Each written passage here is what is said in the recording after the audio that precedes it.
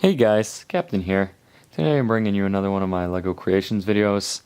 This is another creation I've recreated from someone on Flickr, from Peppa Quinn on Flickr. Slightly modified his design, but it's very, very similar. And it's a LEGO Zergling from Starcraft. Now his was orange color schemed, mine's purple. And pretty much the only build difference besides color scheming is the head is a little different. The reason I did this, well, there are two reasons I did this. The reason I'm going to tell people is because using the stud here with the shorter slope kind of makes it look like an eye.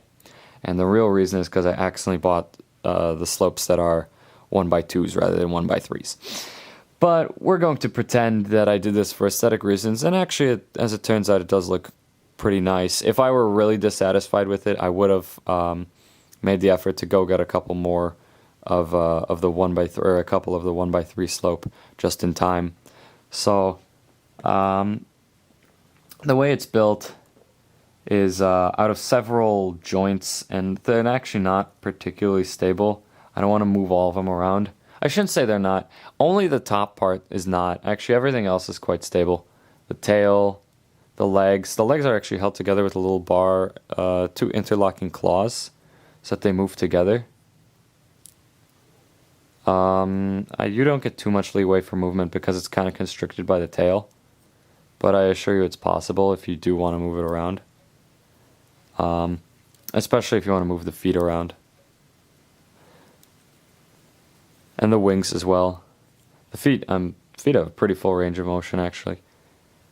And then the head has a good range of motion. The arm clothing up here though is what I want to be careful with. It's held together very, very loosely with part of that RoboClaw inside the black arm. And so if you were to flick it, notice how loose that is? That's like the whole joint of the connector. So, I mean, it's an illegal connection, so-called illegal.